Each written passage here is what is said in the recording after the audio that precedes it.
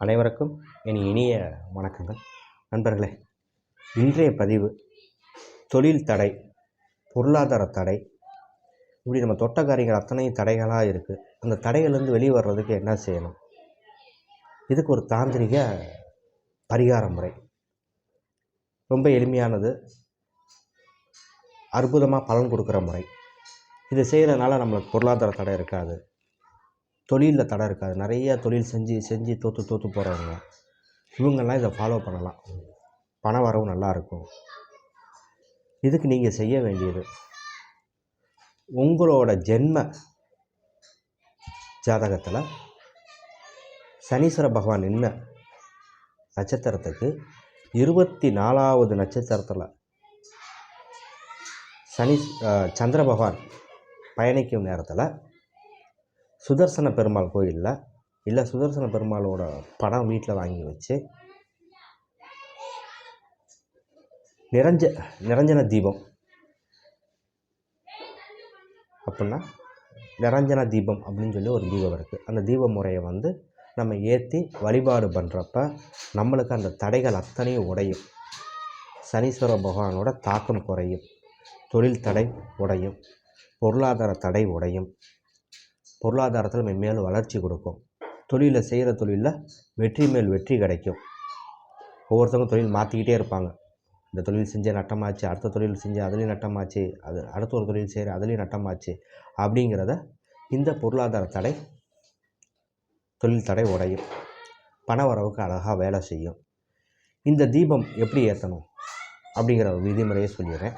அதுக்கு முன்னாடி, சப்போஸ் இப்போ எனக்கு ஜாதகம் இல்லை அப்படின்னு சொல்கிறவங்க, எனக்கு ஜென்ம ஜாதகங்கிறது எனக்கு ஜாதகமே எழுதலாம் அப்படின்னா, கோச்சாரத்தில் இன்றைக்கி சனீஸ்வர பகவான் என்ன நட்சத்திரத்தில் பயணிக்கிறார்? சதயத்தில் பயணிக்கிறார். சரி, சதய நட்சத்திரத்துலேருந்து 24வது நட்சத்திரம் பூராட நட்சத்திரத்தில் இந்த பூஜையை நீங்கள் செய்யணும்.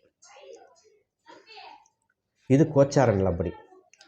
ஜென்ம ஜாதகம் இல்லாதவங்க, ஜென்ம நட்சத்திரம் அந்த விஷயம் தெரியாதவங்க இந்த கோச்சாரத்தை கையில் எடுத்துக்கலாம். இது அருமையாக வெற்றியை கொடுக்கும். இன்றைக்கி சதயம் நட்சத்திரம், சதயத்தில் 2ஆம் பாதத்தில் பயணம் பண்ணிக்கிருக்காரு.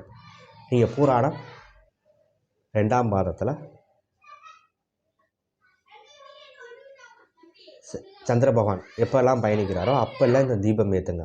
இந்த தீபம் எப்படி ஏற்றுறது அப்படின்னா, நிரஞ்சன தீபம் அப்படின்னா, ஒரு தாம்பழத்தட்டில், சுத்தமான தாம்பழத்தட்டில் முனம் முறியாத பச்சரிசி, நாட்டு மருந்து கடையில் கேளுங்க, முனம் முறியாத அரிசியும் கொடுப்பாங்க. அச்சதை போடுறதுக்கு அந்த அரிசி தான் போடுவோம். அந்த முனம் முறியாத அரிசியை தட்டில் பரப்பி ஒரு 1 கிலோ 1.5 கிலோ வாங்கி தட்டில் நிறையா பரப்பி வச்சு, நல்ல தேங்காய், ஒரு தேங்காய் எடுத்து 2ஆக கட் பண்ணி உடச்சி அதில் சுத்தமான பசு நெய் தான் விடணும். பசு நெய் சுத்தமான நெய்யாக இருக்கணும். பசு நெய் போட்டு 5 திரிகள் போட்டு கொஞ்சம் ஏலக்காய், அந்த நெய்யில் கொஞ்சம் ஒரு ஏலக்காயை உடச்சி போடுங்க. கொஞ்சம் பச்சை கற்பூரம் உள்ளே போடுங்க.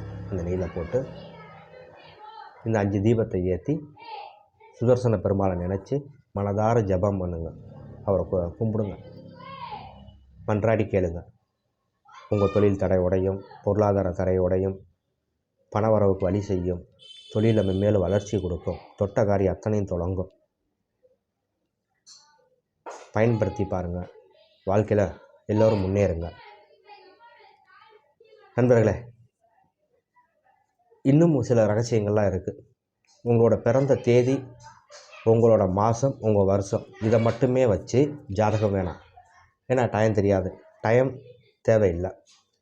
இந்த கிரக நிலையை, இந்த